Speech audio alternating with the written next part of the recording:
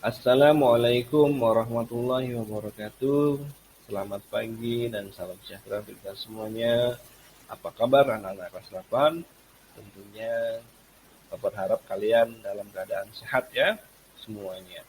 Baik anak-anak, pada pertemuan kali ini Bapak akan menyampaikan materi tentang menyajikan data dan informasi dalam bentuk berita secara lisan dan tulis.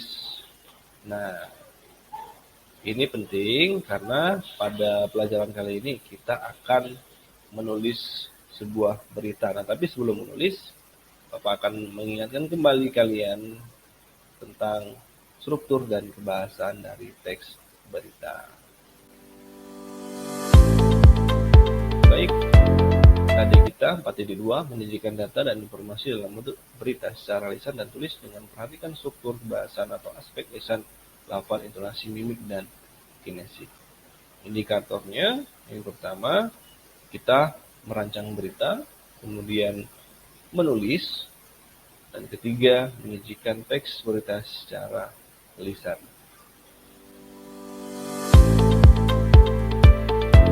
Kita ingat kembali ya, pengertian teks berita anak-anak. Teks berita adalah teks yang berisi tentang segala peristiwa yang terjadi di dunia yang disebarkan melalui berbagai media seperti radio, televisi, internet, situs web, maupun media lainnya.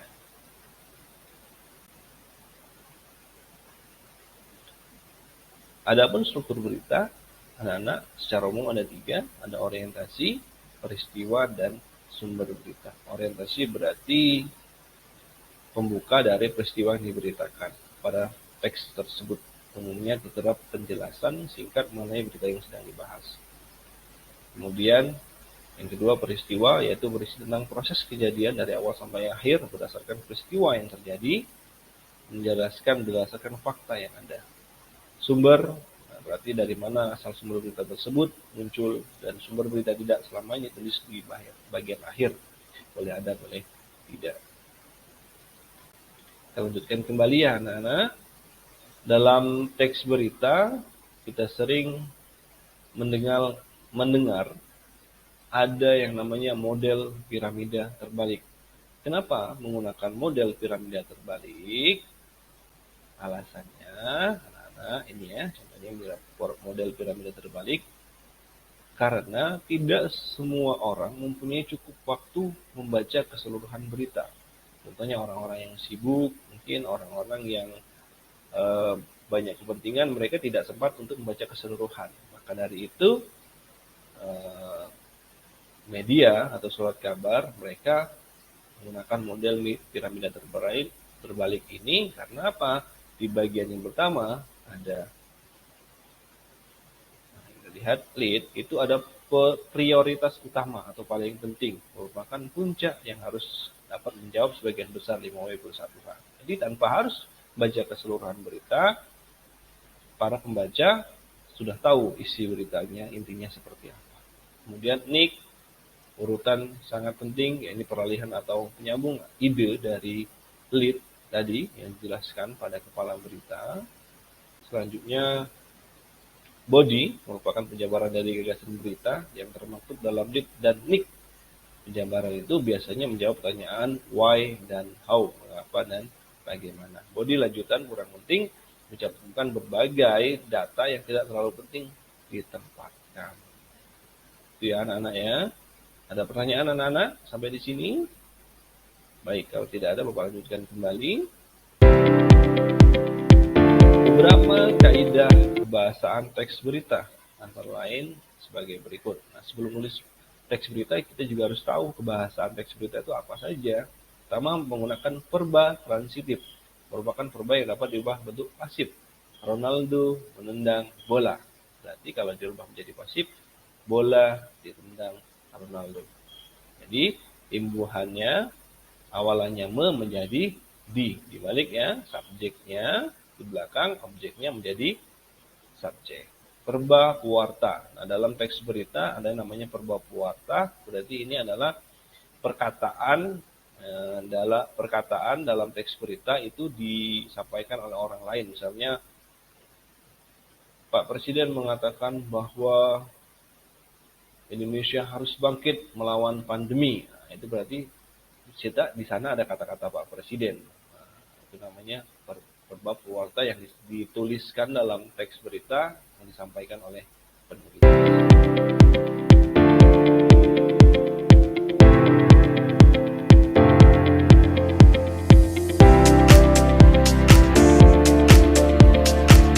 Baik, selanjutnya anak-anak, kaidah kebahasaan selanjutnya adalah adverbia atau kata keterangan. Nah, kata keterangan ini berarti menjelaskan keterangan. Biasanya didahului dengan kata yang. Dia orang yang, berarti kan sangat rajin. Nah, keterangannya adalah sangat rajin. Kemudian yang selanjutnya, yang keempat adalah namanya konjungsi. Konjungsi sering kita dengar juga dengan kata hubung. Nah, kata hubung dalam berhubungan dengan waktu. Contoh, adik pulang dari sekolah kemudian mengganti baju. Nah, kemudian itu kata hubung keterangan waktu. Ya, ada contoh-contoh yang lain ya. Boleh anak-anak tanyakan. Kalimat langsung. Nah, kalimat langsung ini ada cirinya anak-anak, ditandai dengan tanda petik. Ayah bertanya, kapan kamu pulang? Nah, itu adalah salah satu contoh dari kalimat langsung ada tanda petiknya. Itu merupakan ciri dari kalimat langsung. Sedangkan kalimat tidak langsung berarti perkataan, ucapan orang lain atau ucapan kita itu diucapkan lagi oleh orang lain. Misalkan dokter mengatakan bahwa adik tidak boleh makan permen lagi. Tadi kan berarti itu perkataan dokter yang sudah dikatakan oleh orang lain. Bisa jadi itu yang mengatakan ibu atau ayah atau kakak, gitu kan? Karena sudah dikatakan oleh orang lain, maka itu namanya kalimat tidak langsung. Kemudian yang terakhir anak-anak, bahasa yang digunakan itu harus baku, sederhana, menarik, singkat, padat, dan juga komunikatif. Netral dan objektif. Nah, jadi kalau harus komunikatif sehingga orang yang mendengar itu atau membaca berita itu paham informasinya. Kemudian netral, tidak memihak pada siapapun, atau objektif sesuai dengan fakta yang terjadi. Seperti itu.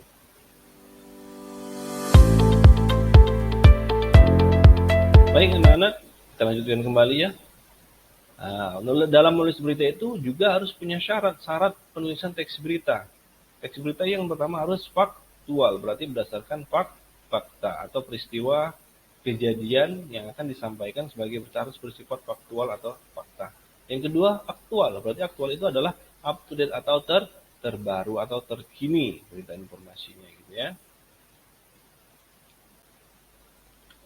Yang ketiga, menarik dan bermanfaat. Peristiwa yang diangkat menjadi sebuah berita harus memenuhi unsur kemenarikan dan kebermanfaatan. Jadi, kalau berita tersebut menarik dan bermanfaat, nanti orang-orang akan senang membacanya. Kalau tidak menarik dan tidak bermanfaat, maka orang lain tidak akan mau membaca berita tersebut gitu kan.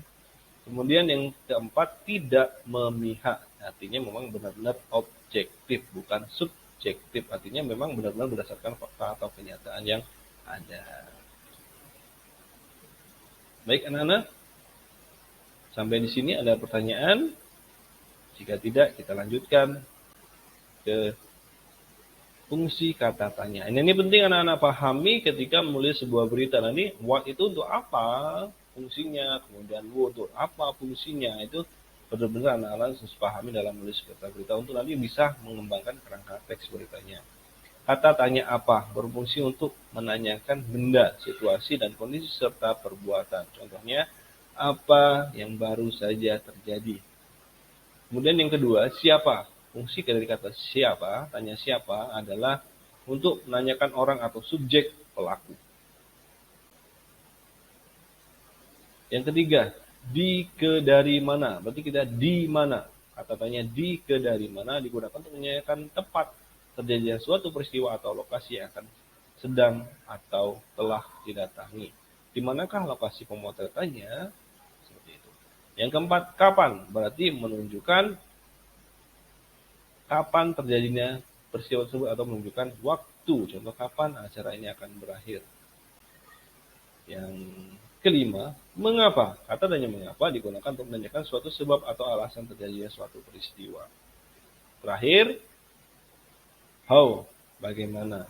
Nah, kata lain bagaimana ini berfungsi untuk menanyakan keadaan atau kejelasan mengenai suatu hal, cara atau proses pengerjaan sesuatu. Bagaimana keadaannya setelah jatuh dari sepeda, seperti itu.